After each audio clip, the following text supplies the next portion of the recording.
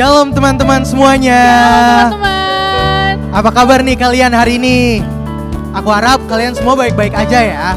Nah, aku juga mau ingetin nih buat kita supaya untuk jaga tetap kesehatan ya. Kita jaga protokol kebersihan kita dan jaga jarak kita. Nah, satu lagi nih, ada yang mau aku kasih tahu. Mulai dari saat ini, Komisi Remaja dan Komisi Pemuda akan selalu berkolaborasi untuk mengadakan persekutuan. Kita bisa bersekutu bersama, memuji nama Tuhan bersama, dan juga menyembah Tuhan bersama. Dan juga aku mau kenalin dulu nih yang ada di depan ini siapa aja. Pertama mulai dari MC ya. Ada aku, Mika. Aku dulu. Untuk memusiknya, di piano ada Romario, di drum ada Aldi, di bass ada Okto, gitar 1 ada Jonathan, di gitar 2 ada Kevin. Oke Kak Drew, kita lanjut. Nah, sebelum kita memulai persekutuan kita hari ini, kita pastinya mau bahagia dong ketemu Tuhan ya kan, Mik? Nah, makanya sekarang kita akan menyanyikan lagu Hari Ini Kurasa Bahagia.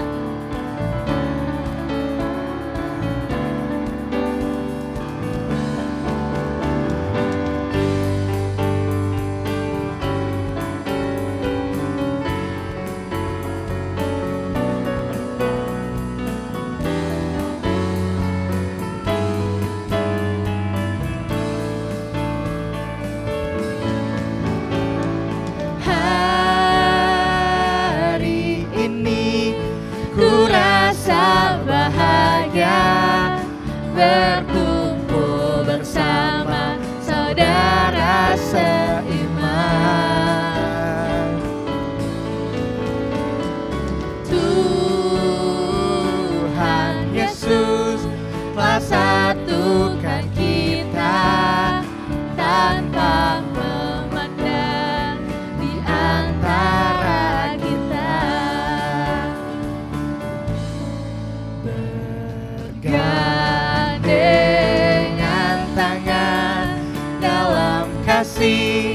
Dalam satu hati, berjalan dalam terang kasih Tuhan. Kau sahabatku, kau saudaraku, tiada yang dapat memisahkan kita.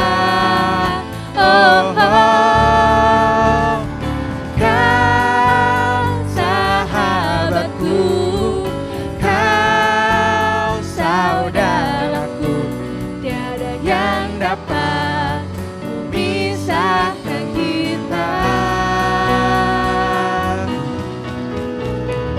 Kau sahabatku, kau saudaraku, tiada yang dapat memisahkan kita.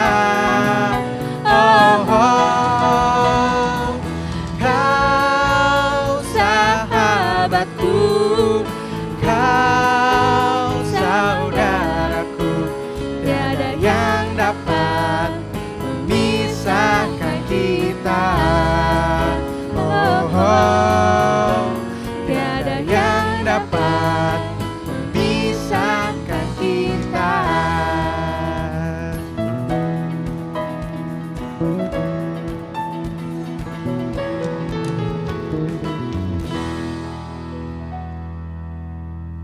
Baik teman-teman, seperti yang kita ketahui bersama-sama bahwa saat ini kita sedang menjalani masa-masa sulit, seperti kita tidak bisa bertemu dengan teman-teman kita tidak bisa melakukan aktivitas yang biasanya kita lakukan sebelum pandemi ini.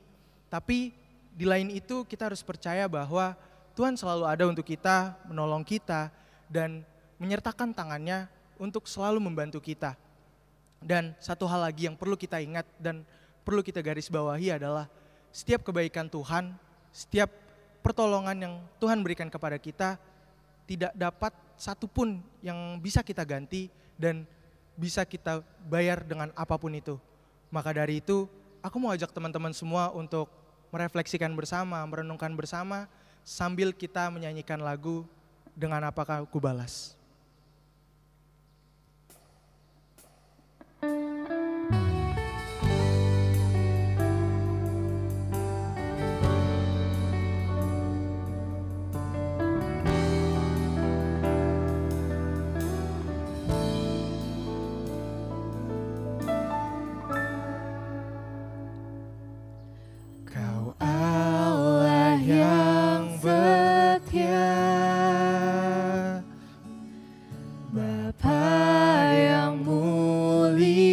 mulia, kasih-Mu besar Tuhan.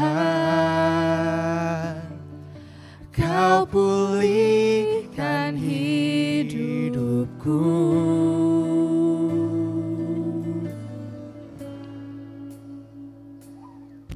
Kaulah harapanku, hidupku dalam-Mu. Terima kasih Tuhan, Kau selamatkan hidupku. Dengan apa kan ku balas segala kebaikan-Mu? Segenap hatiku menyembah-Mu Yesus. Ku bersyukur padamu.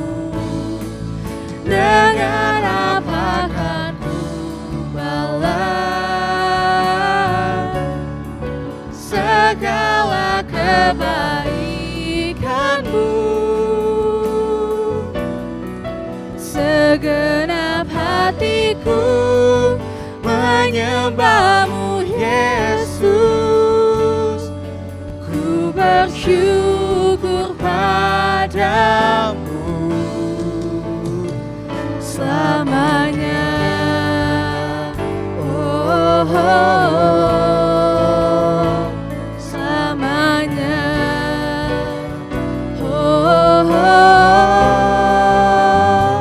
selamanya. Oh, oh, oh, selamanya.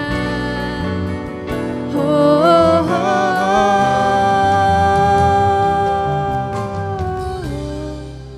dengan apa kan ku balas segala kebaikan-Mu?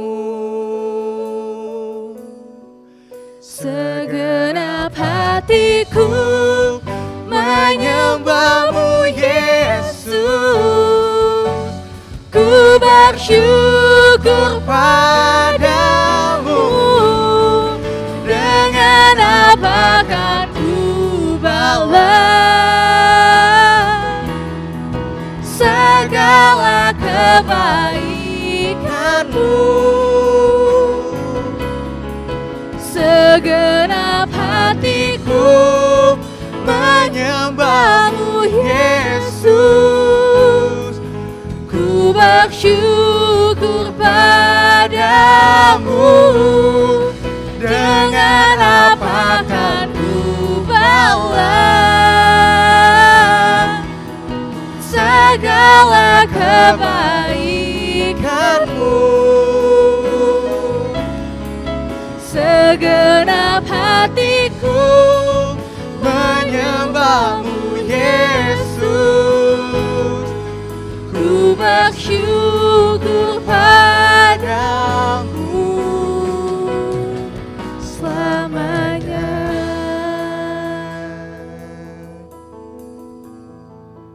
Teman-teman, mari kita bersatu di dalam doa. Ya Allah Bapa, Tuhan kami yang bertahta di dalam sorga. Tuhan, kembali kami datang Tuhan ke hadirat-Mu Tuhan, untuk berterima kasih dan mengucap syukur atas segala apapun yang telah Kau berikan kepada kami Tuhan, sampai pada saat ini ya Tuhan. Tuhan, kami tahu kami sedang menjalani masa-masa sulit dan banyak keresahan yang kami alami Tuhan di kehidupan kami sehari-harinya, terutama di kondisi pandemi seperti ini. Tuhan, kiranya Engkau menyertai persekutuan kami Tuhan, dari awal, pertengahan, hingga akhir ya Tuhan. Dan juga kami berdoa untuk Kak Niko yang akan menyampaikan firman-Mu ya Tuhan. Kiranya apa yang disampaikan oleh Kak Niko dapat bermanfaat bagi kita semua dan dapat kita jalani di kehidupan kita sehari-hari. Kami juga ingin berdoa untuk teman-teman kami yang sedang berada di rumah masing-masing. Engkau jaga, Engkau sertai, dan Engkau lindungi mereka Tuhan. Engkau berikan mereka yang terbaik Tuhan. Tuhan, kami tahu kami adalah manusia yang tidak luput dari dosa ya Tuhan. Ampuni segala kesalahan kami Tuhan. Ampuni segala perlakuan kami, tutur kata kami Tuhan, baik disengaja maupun tidak disengaja Tuhan. Tuhan, demikianlah doa kami Tuhan, yang hanya kami alaskan ke dalam tangan-Mu ya Tuhan. Hanya dalam nama-Mu kami berdoa, mengucap syukur, dan memohon. Haleluya, amin.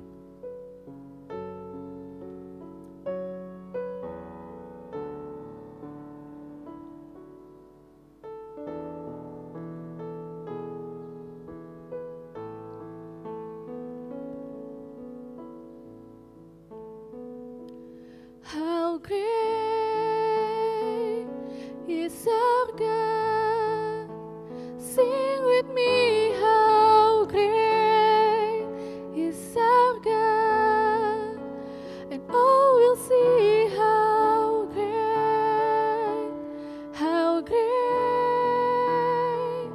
is our God.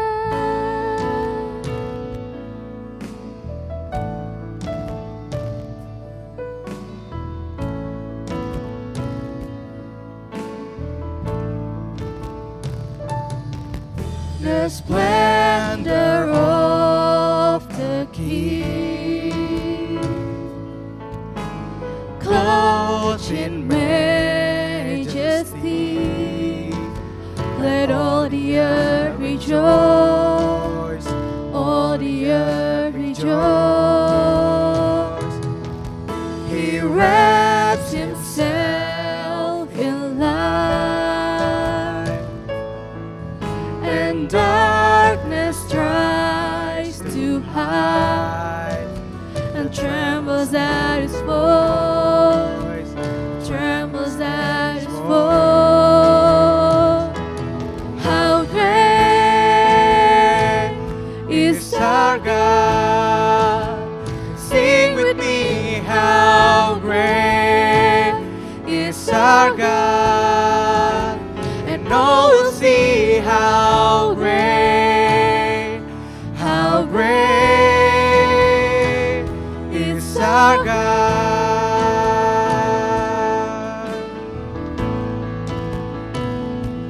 How great is our God? Sing with me, how great is our God, and all will see how great is our God.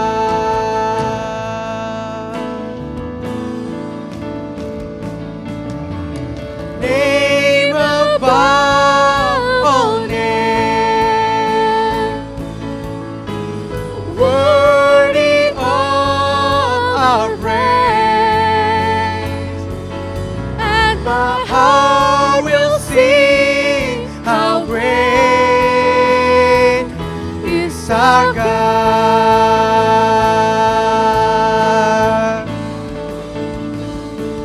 You're the name above all names. You are worthy of our praise, and my heart will sing how great is our God.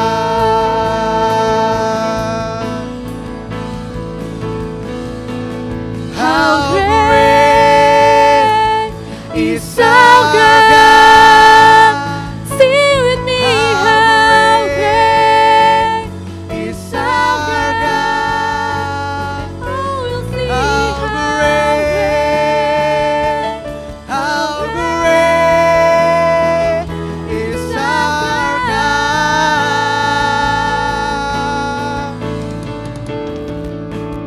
How great is our God?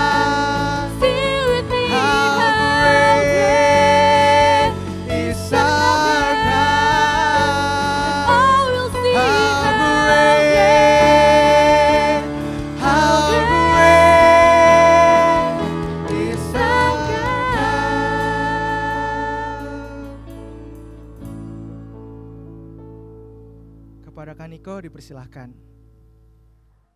Selamat sore teman-teman. Tema yang akan kita renungkan bersama-sama di sore hari ini adalah synergy and collaboration. Saya yakin betul bahwa dua kata ini adalah dua kata yang tidak asing di telinga teman-teman dan seringkali kita gunakan di dalam entah studi kita, entah di dalam pekerjaan kita, atau mungkin dalam kehidupan sehari-hari kita sering mendengar atau menggunakan kata ini. Sedikit sejarah singkat mengenai dua kata ini.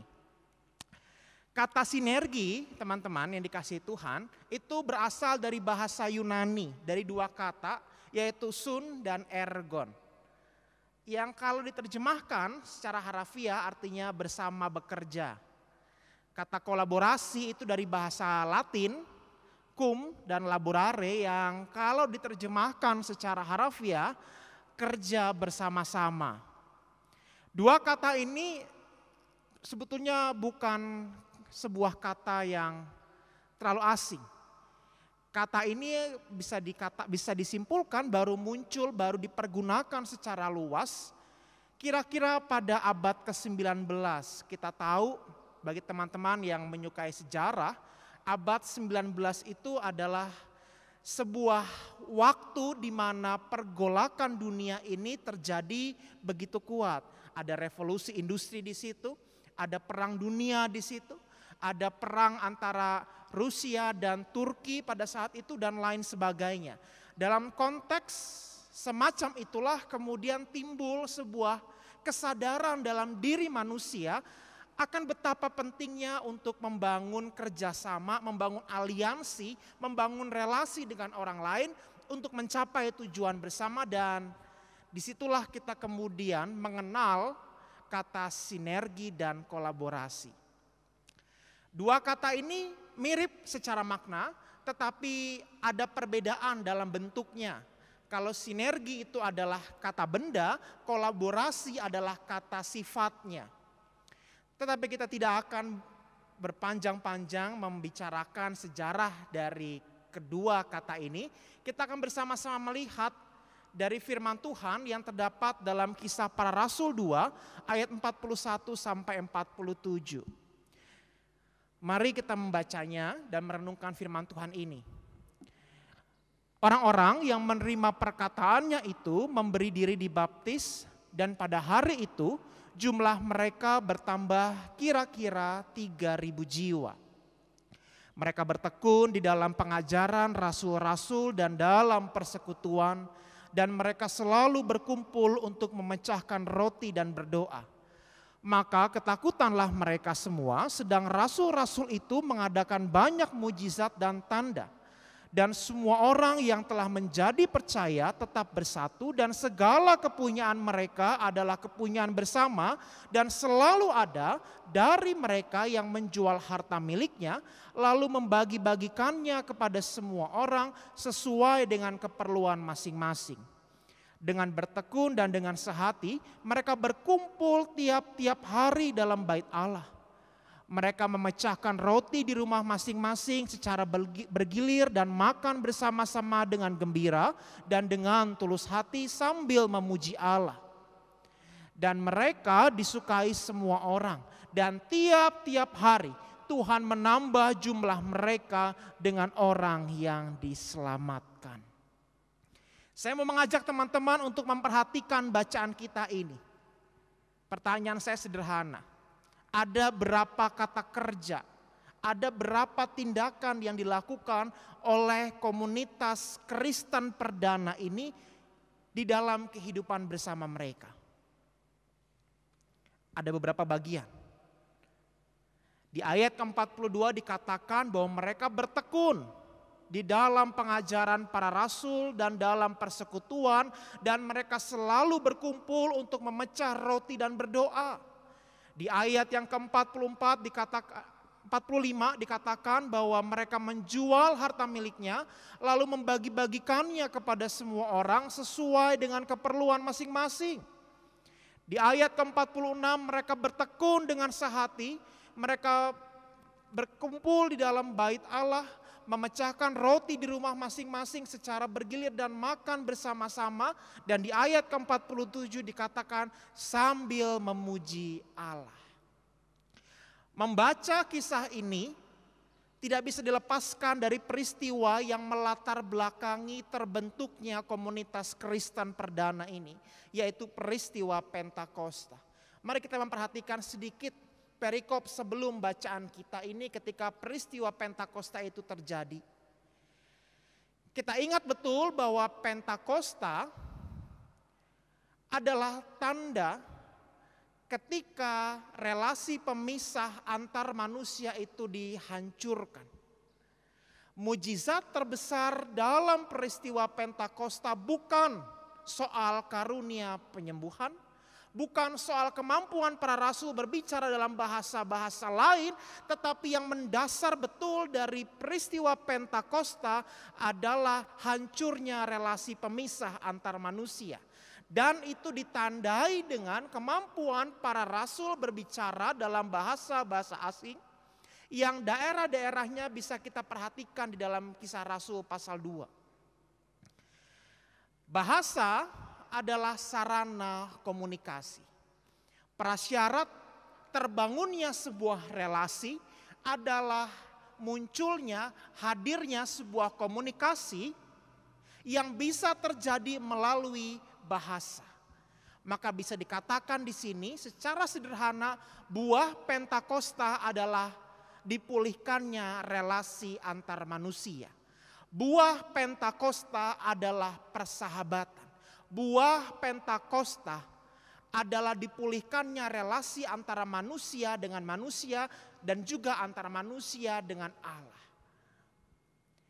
Dari frame inilah kemudian kita akan melihat bagaimana kehidupan komunitas Kristen perdana ini menginspirasi kita yang hidup dalam situasi saat ini. Nah, saudara-saudara yang dikasihi Tuhan Yesus Kristus, di dalam semangat persahabatan itulah komunitas Kristen mula-mula dibentuk.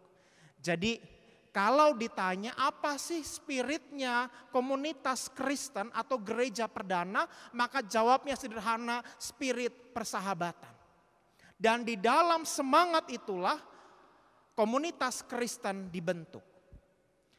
Dan semangat persahabatan itu mewujud bukan hanya sekedar jargon, bukan hanya sekedar moto, bukan hanya sekedar falsafah hidup, tetapi diwujudkan dalam tindakan-tindakan konkret yang sederhana dan dilakukan setiap hari. Semangat persahabatan itu nampak setiap saat secara konsisten diwujud nyatakan setiap hari dalam hal-hal yang sederhana. Kalau kita memperhatikan di ayat 41 sampai 47 tidak ada hal-hal yang spektakuler sebetulnya. Hanya hal-hal sederhana, ngumpul bareng, berdoa bersama, memuji Allah, makan bersama, dan berbagi berkat. Simple. Tetapi itu mereka lakukan dengan konsisten, tidak muluk-muluk, tetapi mewujud nyata setiap saat, setiap hari, dan untuk semua orang. Ada beberapa hal, mari kita perhatikan. Yang terjadi di ayat 41 sampai 47 dikatakan di situ bahwa mereka berkumpul untuk mendengarkan pengajaran para rasul. Mereka berdoa dan memuji Allah bersama-sama. Mereka berbagi berkat untuk kehidupan bersama. Makan bersama-sama. Kalau teman-teman masih ingat materi katekisasi, ada 5 tugas gereja. Ada diakonia, berbagi kasih, berbagi berkat, dan itu mewujud nampak dalam kehidupan jemaat mula-mula ketika mereka menjual barang-barang mereka. Lalu ada koinonia, persekutuan, dan itu diwujud nyatakan disimbolkan dengan cara duduk makan bersama, gitu ya. Ada liturgia beribadah dan itu juga ada dalam kehidupan jemaat mula-mula dengan cara berdoa dan memuji Allah. Ada kerigma, yaitu pewartaan, dan itu diwujud nyatakan dengan kesediaan mereka mendengarkan pengajaran para rasul. Ada satu item yang ketinggalan. Kalau kita masih ingat, ada satu item yang belum muncul, yaitu marturia atau kesaksian. Di kegiatan yang mana marturia itu mewujud dalam kehidupan jemaat mula-mula? Jawabnya adalah dalam keempat hal ini. Kesaksian mereka, marturia mereka itu mewujud nampak di dalam sikap mereka yang memelihara persahabatan itu, sehingga kebersamaan itu saling menjaga dan saling mendukung kehidupan bersama.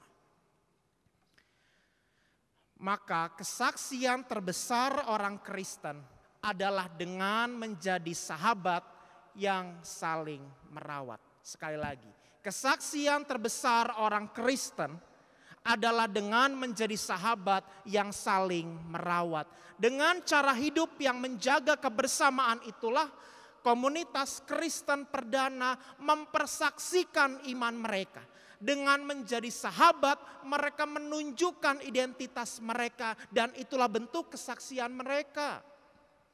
Maka saudara-saudara yang dikasihi Tuhan Yesus Kristus, ketika kita berbicara soal sinergi dan kolaborasi dalam hidup menggereja, kita mesti sadar betul bahwa sinergi dan kolaborasi itu mesti didasarkan pada semangat persahabatan yang saling merawat dan menumbuhkan. Ketika gereja kehilangan semangat persahabatan, maka kita patut bertanya pada diri kita masing-masing. Sudahkah kita menghidupi spirit yang Kristus tinggalkan pada kita?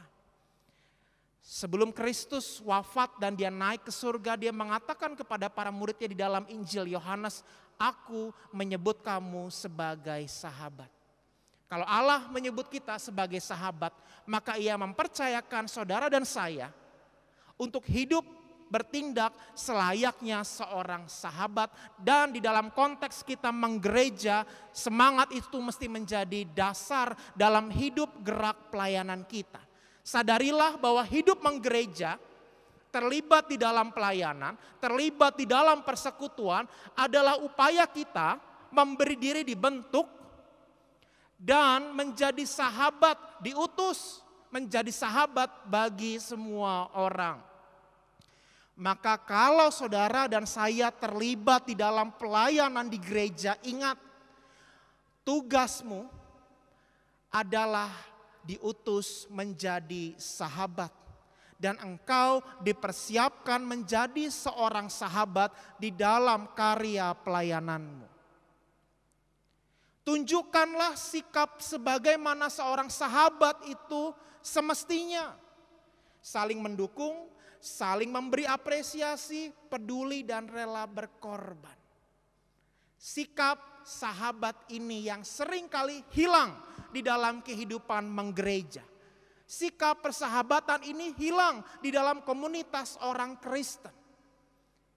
Karena kalau kita mau jujur, kita lebih suka menunjukkan siapa senior, siapa junior, siapa yang berkuasa, siapa yang tidak.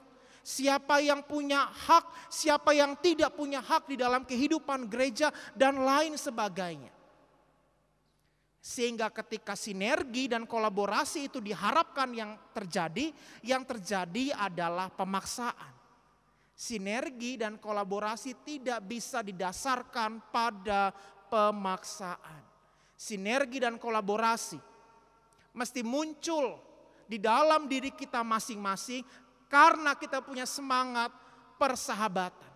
Seorang sahabat tanpa diminta, dia akan tahu apa keperluan, apa kebutuhan dari sahabatnya yang lain.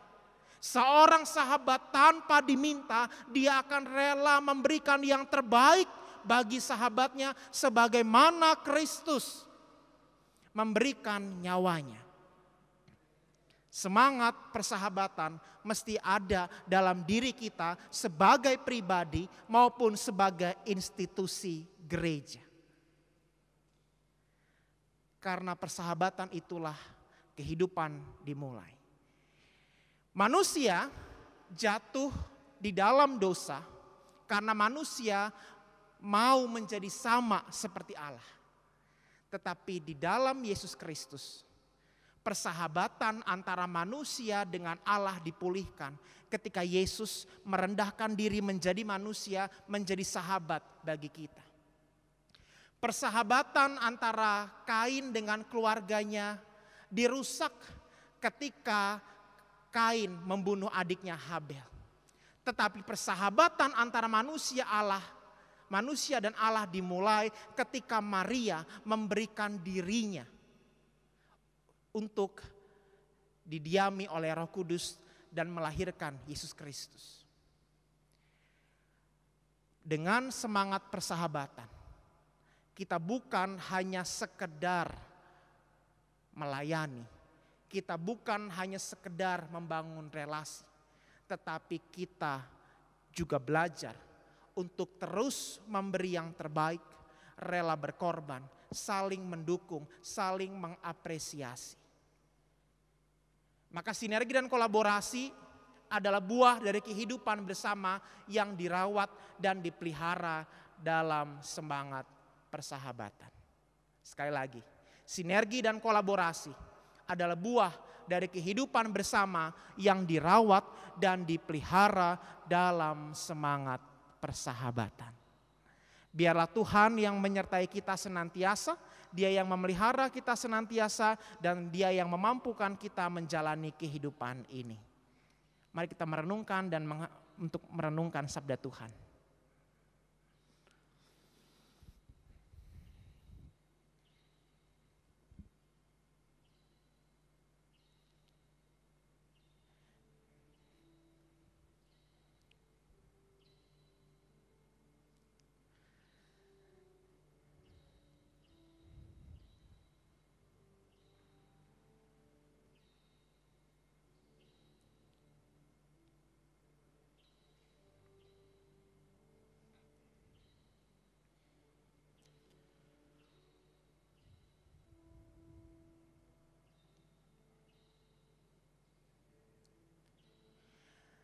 Nah, kini kita akan masuk dalam sesi Q&A, question and answer ya.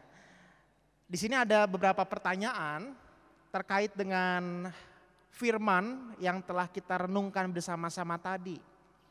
Pertanyaan pertama itu begini, menurut Kak Niko, kenapa sih kita masih harus punya iman terhadap Tuhan di masa pandemi ini? Ya. Baik, kita akan menjawab dulu pertanyaan yang pertama ini ya. Kenapa sih kita harus punya iman pada Tuhan di dalam situasi seperti sekarang ini? Manusia bisakah hidup tanpa Tuhan? Bisa aja. Itu pilihan kita. Saudara mau ikut Tuhan, saudara tidak mau ikut Tuhan, terserah. Yohanes 6 ayat 66, bahkan di situ Yesus menantang para muridnya ketika pada saat itu ada banyak para murid yang meninggalkan Yesus. Yesus menantang para muridnya yang 12 orang ini. Apakah kalian tidak mau sekalian seperti mereka meninggalkan aku? Punya iman pada Tuhan atau tidak bukanlah sebuah paksaan. Itu keputusan saudara masing-masing. Tetapi begini, satu hal yang mesti kita ingat. Sekalipun mungkin kita bisa hidup tanpa Tuhan secara mapan, kita bisa hidup tanpa Tuhan dan kita bisa menjalani menikmati semua kehidupan ini, kita mesti sadar betul bahwa iman kepada Tuhan itu bukan sekedar berbicara soal materi, bukan bicara soal kekuatan kita menjalani hidup, tetapi itu berbicara bagaimana kita membentuk diri kita. Dalam situasi pandemi ini ada banyak pilihan diperhadapkan pada kita. Dan membedakan orang yang hidup dengan iman dan tanpa iman terlihat dari bagaimana mereka hidup dalam pengharapan atau tidak. Pengharapan itulah yang Tuhan tawarkan. Jadi apakah kita bisa menghadapi pandemi ini tanpa Tuhan? Bisa aja. Tetapi lihatlah orang-orang yang hidup dengan kekuatannya sendiri akan dengan mudah kehilangan pengharapan, akan dengan mudahnya menjadi orang skeptis, akan dengan mudahnya dia menjadi orang yang serba panik, serba bingung karena semuanya didasarkan pada kekuatan dirinya. Tetapi orang yang memiliki iman pada Tuhan, hidupnya selalu dipenuhi dengan pengharapan karena dia tahu bahwa Tuhan selalu bersama-sama dengan dia. Di dalam situasi seburuk apapun, dia tahu bahwa Tuhan selalu ada di sana bersama-sama dengan dia.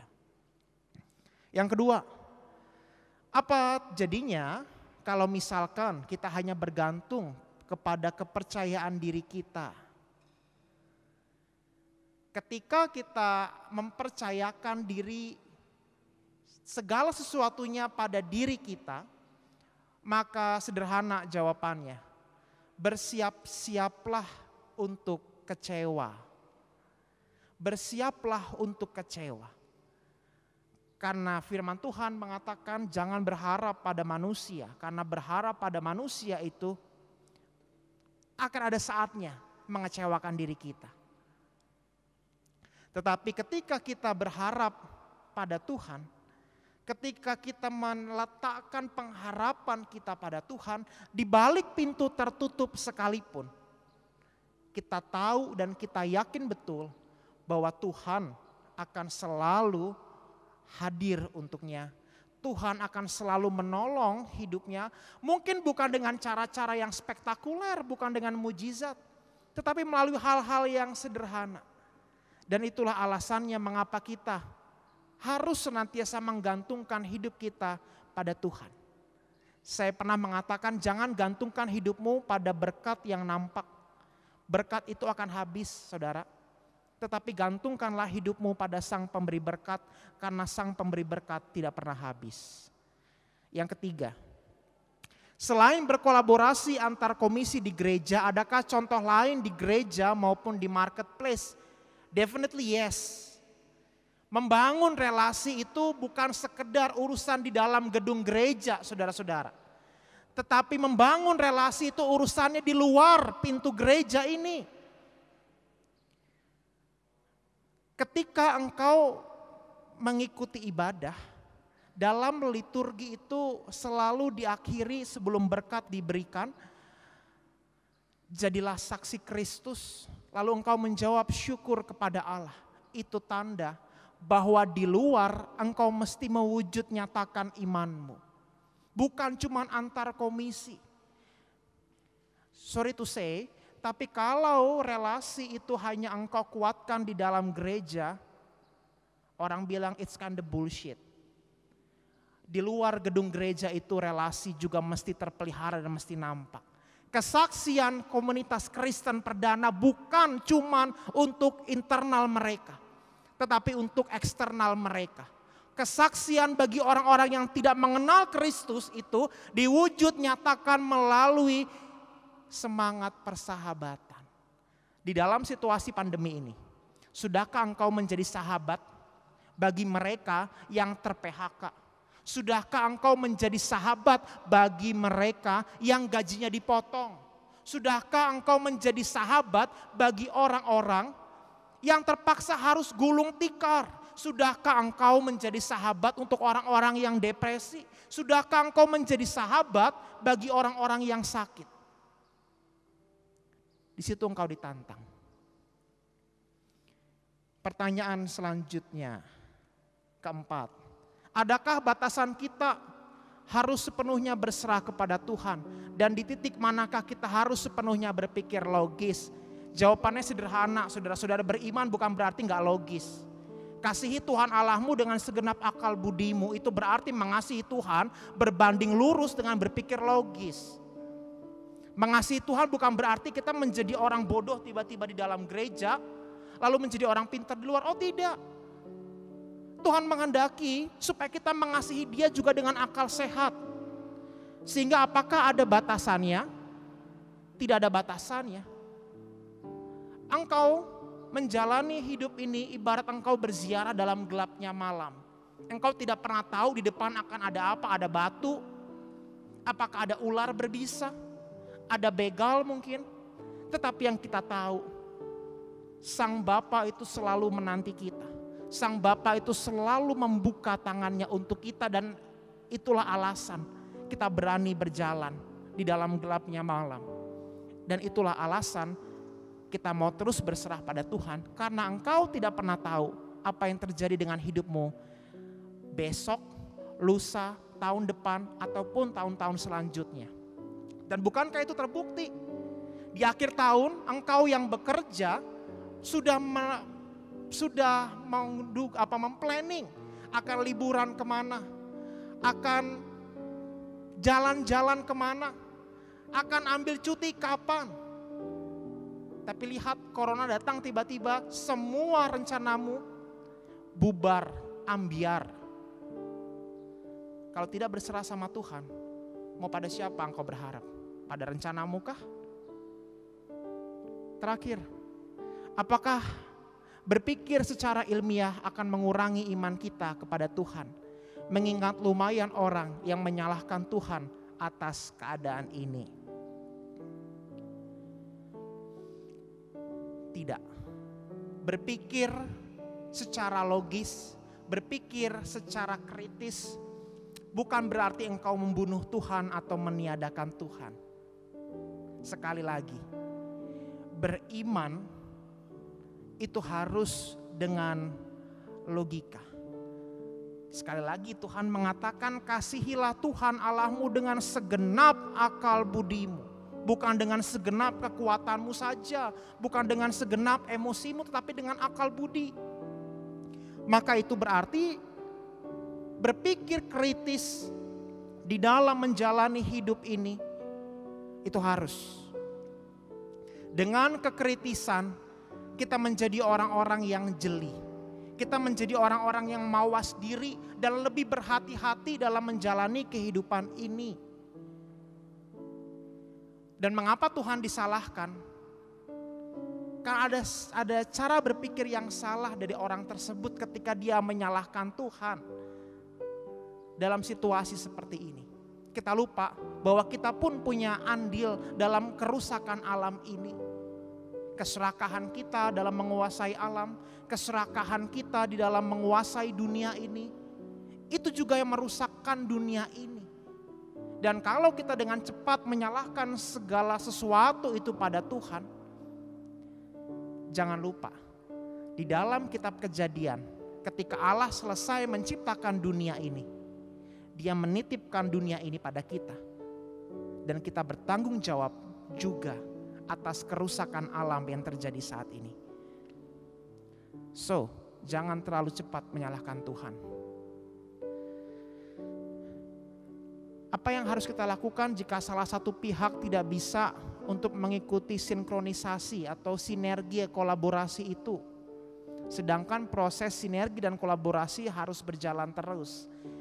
Ingat, spirit kita di dalam komunitas Kristen adalah persahabatan. Kalau ada orang yang tidak bisa atau terlambat,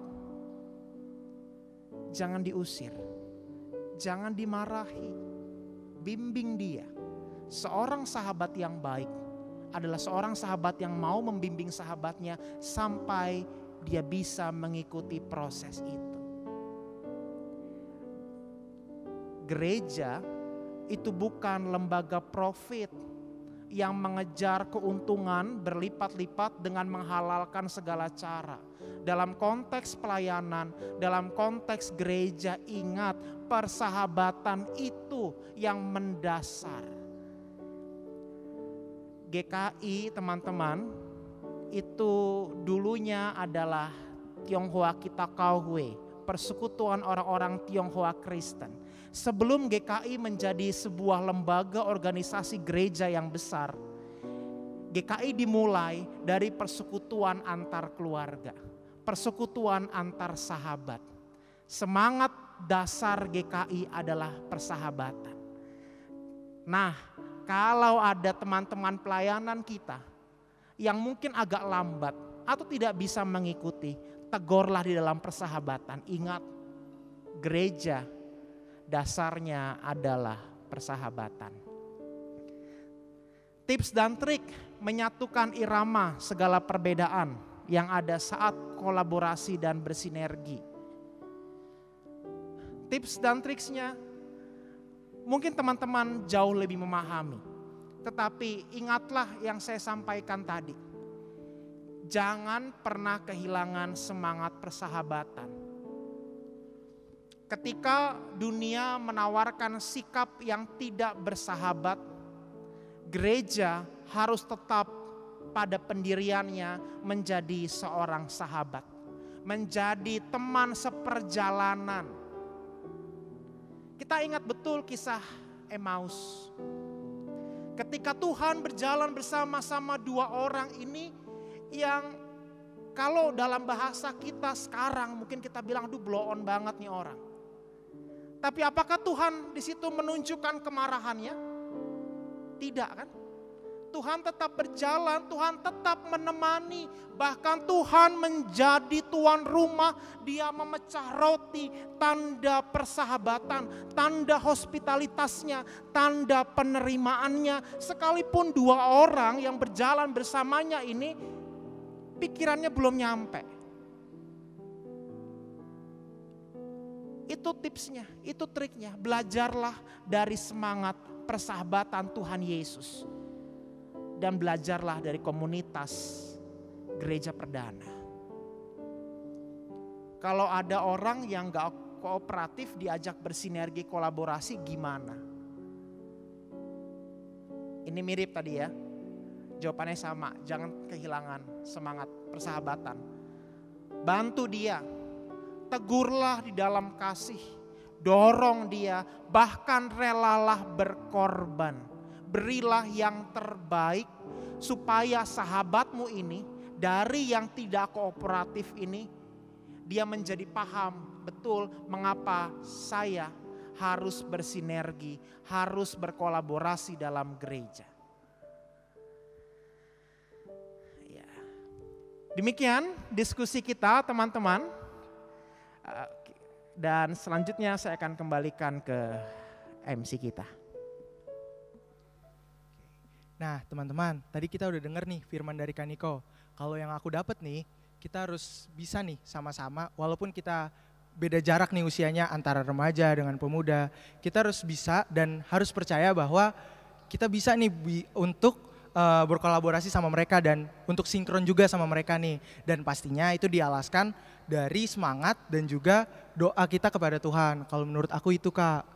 Nah bener banget tuh kata Mika. Nah kalau menurut aku sendiri, manusia itu kan makhluk sosial ya Mik. Yeah. Makanya kita semua tuh butuh yang namanya aliansi, persahabatan, dan di situ dibutuhkan sinergi dan kolaborasi itu sendiri.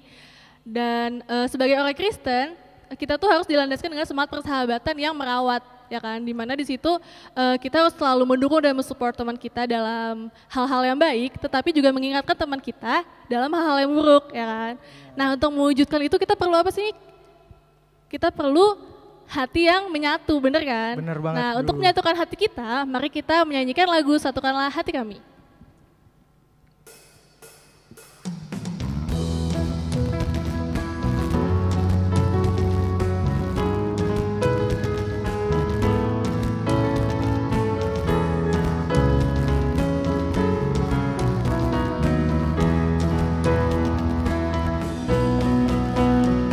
Satukanlah hati kami untuk memuji dan menyembah, oh Yesus, Tuhan dan Rajaku. Eratkanlah tali kasih di antara kami semua, oh Yesus, Tuhan dan Rajaku. Bergandengan tangan dalam satu kasih, bergandengan tangan dalam satu iman, saling mengasihi mengasihi di antara kami, keluarga kerajaan Allah.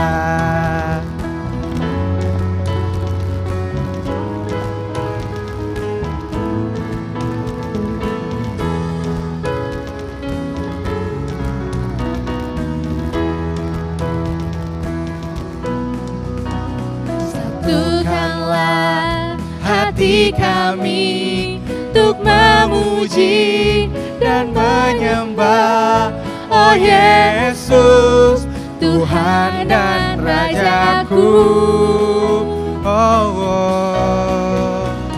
Eratkanlah tali kasih di antara kami semua, oh Yesus, Tuhan dan Rajaku.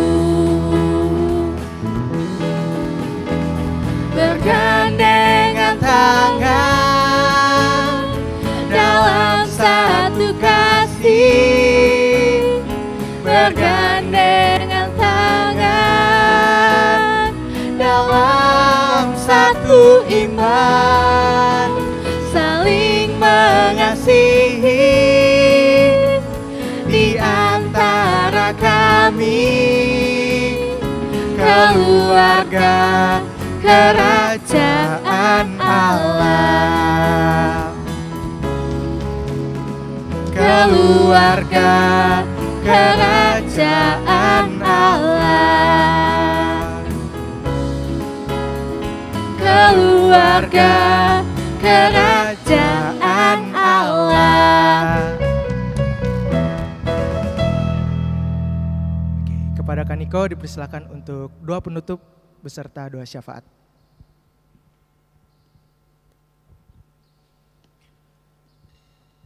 Mari kita menaikkan doa-doa syafaat kita.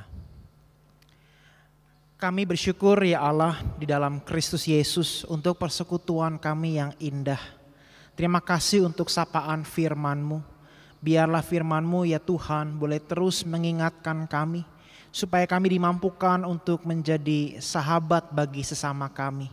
Secara khusus dengan tengah situasi seperti saat ini ya Tuhan, berikanlah kami kekuatan senantiasa untuk menularkan semangat persahabatan itu di dalam kehidupan kami, baik itu di sekolah, di tempat kerja kami, dimanapun Tuhan menghadirkan kami. Jadikanlah kami seorang sahabat yang siap mendukung, yang siap berkorban, yang siap memberi yang terbaik pada siapapun yang kami jumpai di dalam hidup kami.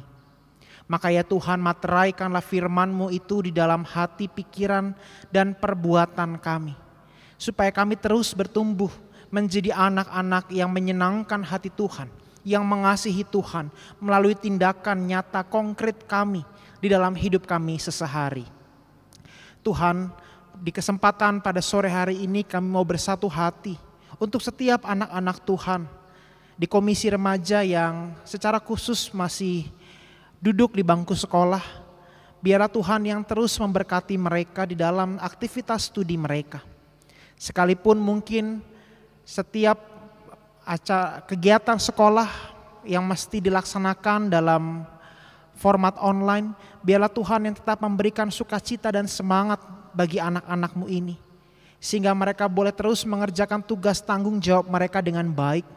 Tuhan yang campur tangan di dalamnya, masa depan yang indah Tuhan yang sediakan bagi setiap anak-anak-Mu.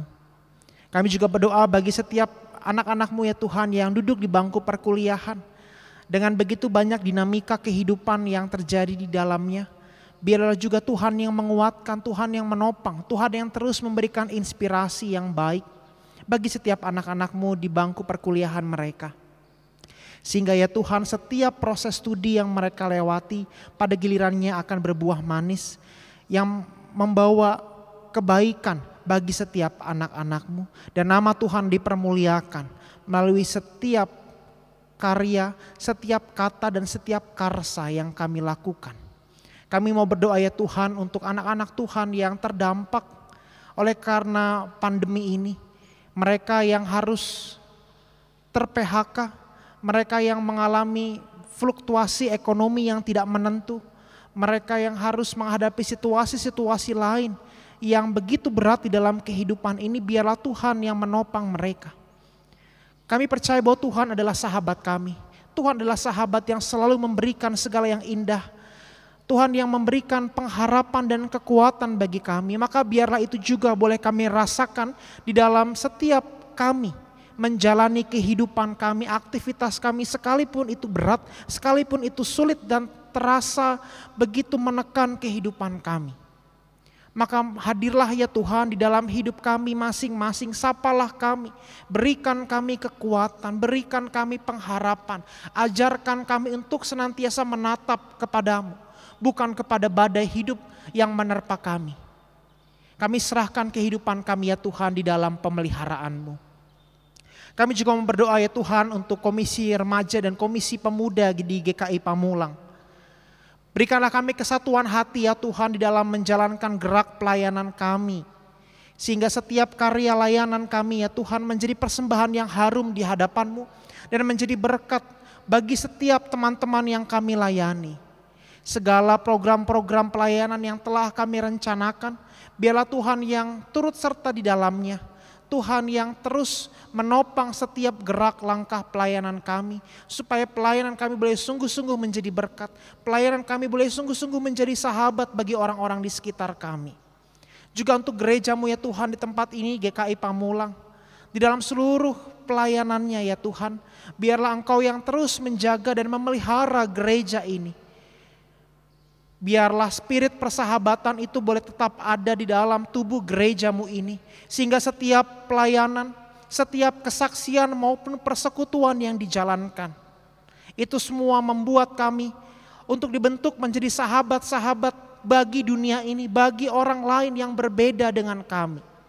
Dan melalui spirit persahabatan itu ya Tuhan, biarlah kehidupan terpancar senantiasa dari gereja-Mu ini untuk seluruh masyarakat yang Tuhan perkenankan hadir di sekitar gereja ini berada.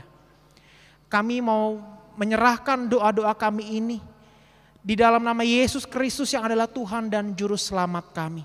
Dan ketika kami akan memasuki minggu kerja kami mohon kuat kuasa dari Tuhan, biarlah menopang kami senantiasa di dalam kami menjalani hidup kami setiap saat.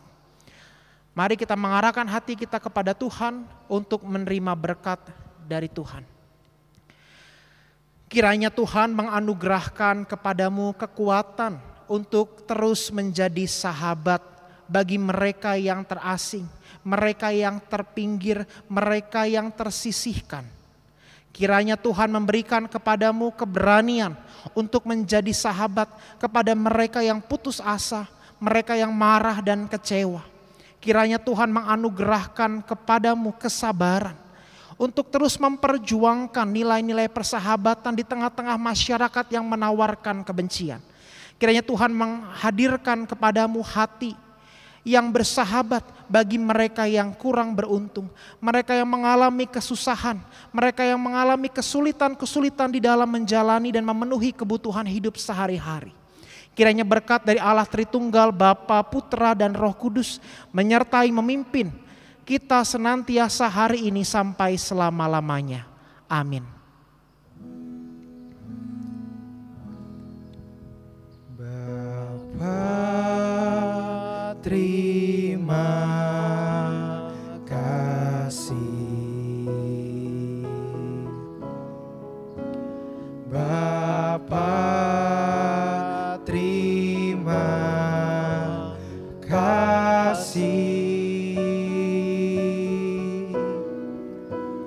Bapa di dalam surga, ku berterima kasih.